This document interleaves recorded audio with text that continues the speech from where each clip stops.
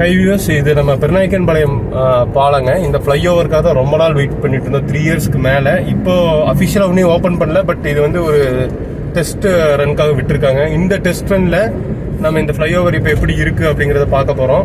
நம்ம ஃப்ளைஓவரில் ஏறிட்டோம். இது வந்து ராமகிருஷ்ண மிஷன் வித்யாலயா பார்க்கிட்ட இருந்து ஆரம்பிச்சுங்க. 1.8 கிலோமீட்டர் ஸ்ட்ரெச்சுங்க. கரெக்டாக ஜோதிபுரம் அப்படிங்கிற இடத்துக்கு முன்னாடி வந்து இறங்கும்.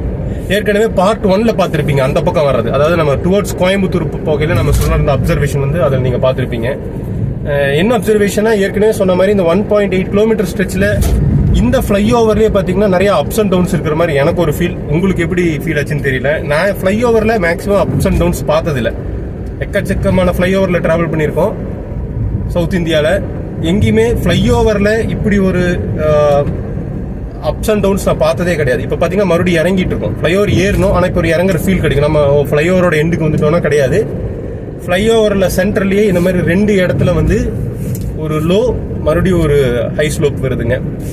என்ன ரீசன்னு தெரியல, பட் அப்படி வரலாமான்னு தெரியல. ஆனால் உங்களுக்கு வந்து தண்ணி ஃபார்ம் ஆயிரும், இல்லை மழை வந்தால் அந்த குழியில் தண்ணி ஃபார்ம் ஆகணும், அதுக்கு வாய்ப்புகள் கம்மியானா அங்கங்கே வந்து மழைநீர் வடிகால் வந்து உங்களுக்கு வந்து லெஃப்ட் சைட் ஆஃப் அந்த காம்பவுண்டு கிட்ட பார்த்தீங்கன்னா, வால் கிட்ட பார்த்தீங்கன்னா கொடுத்துட்டு வந்திருக்காங்க.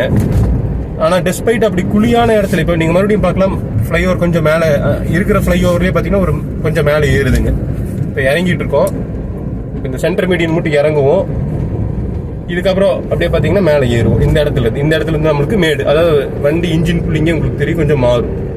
ஒரு ஃப்ளைஓவர் லென்த்தாக இருக்கிற ஒரு ஸ்ட்ரெயிட்டாக இருக்கிற ஒரு ஃப்ளைஓவரில் இவ்வளோ அப்ஸ் அண்ட் டவுன்ஸ் வருமா இல்லை வரலாமாங்கிறது எனக்கு தெரியல. உங்களுக்கு யாராவது தெரிஞ்சிருந்தா அதை பற்றி கமெண்ட் பண்ணுங்க. இது கரெக்டாக 1.8 கிலோமீட்டர் ஸ்ட்ரெச்சிலிங்க. ஒரு மிகப்பெரிய ப்ராப்ளமாக நான் கருதுறது, இந்த அப்சர்வேஷனை நான் கருதுறது என்னன்னு பார்த்தீங்கன்னா, இந்த ஃப்ளைஓவர் இறங்குற இடத்துல, அதாவது ஜோதிபுரத்துக்கு கொஞ்சம் முன்னாடி பார்த்தீங்கன்னா லெஃப்ட் சைடில் நம்மளுக்கு கீழே சர்வீஸ் ரோடு வந்து ஜாயின் ஆகுங்க. அந்த சர்வீஸ் ரோடு ஜாயின் ஆகிறப்போ இப்போ நம்ம வந்தாச்சு, கிட்டத்தட்ட இங்கே இறங்குறோம். அந்த சர்வீஸ் ரோடு ஜாயின் ஆகிற இடத்துல பார்த்தீங்கன்னா இமீடியட்டா நம்மளுக்கு லைன் வந்து உள்ள வருதுங்க. லைன் வந்து இமீடியட்டா உள்ள வருது. ஸோ அது வந்து கிராஸா டக்குன்னு கட்டார மாதிரி அட்லீஸ்ட் வந்து ஒரு 50 மீட்டர் இல்லை ஒரு 100 மீட்டராவது கொடுத்துருக்கணும்.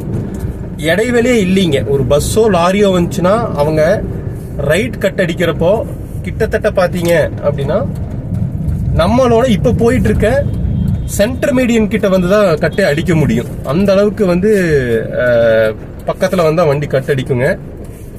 நீங்கள் பார்க்கலாம். நான் வேணா உங்களுக்கு ஸ்லோ பண்ணி காமிக்கிறேன். இப்போ இந்த ரோட்லேருந்து வர்றாங்க, இந்த ரோட்லேருந்து வந்துங்க இதில் கட் அடிக்கிறாங்க அப்படின்னா நீங்கள் யோசிச்சு பாருங்க. இப்போது இந்த பக்கம் பின்னாடி ஒரு வண்டி வருதுன்னு வச்சுக்கலாங்க. இந்த சைடில் ஒரு பஸ் வந்துருச்சு, லெஃப்ட் சைடில் ஒரு பஸ் வந்துருச்சு அப்படின்னா அவங்க பஸ்ஸோட லென்த்துக்கு இமீடியட்டாக இங்கே வந்து இமீடியட்டாக ரைட் டர்ன் பண்ணிங்க இந்த சென்டர் மீடியன் கிட்ட தான் போய் அந்த பஸ்ஸோட இல்லைன்னா அந்த லாரியோட ஃப்ரண்ட் வீல் திரும்பும். அந்த வண்டியோட லென்த்துக்கு ஏன்னா 10 மீட்டர் இருக்குங்க குறைஞ்சது பஸ்ஸோட லென்த்து. இப்போ 7 மீட்டர் 8 மீட்டர் லாரியோ வருதுன்னா இந்த ரோடுக்கு வந்து தான் திரும்ப முடியும். சென்டர் மீடியன்ல வந்துட்டு திரும்புங்க. அப்போ இந்த பாலத்துல யாராவது அதிவேகமா இல்லைன்னா ஒரு வேகமா இறங்கிட்டு இருந்தால் கண்டிப்பா விபத்துக்கு உள்ளாறக்கு ஆன சான்சஸ் வந்து ரொம்ப அதிகமா இருக்கு. வேணா ஒரு லைவ் வீடியோ உங்களுக்கு காமிக்கிறேன். ஒரு பஸ் இல்லைன்னா ஒரு ட்ரக் வரல பாருங்க, இந்த பஸ் எவ்வளவு பக்கத்துல வந்து டேர்ன் ஆகுதுன்னு. 2 ஆம்புலன்ஸ் வருதுங்க.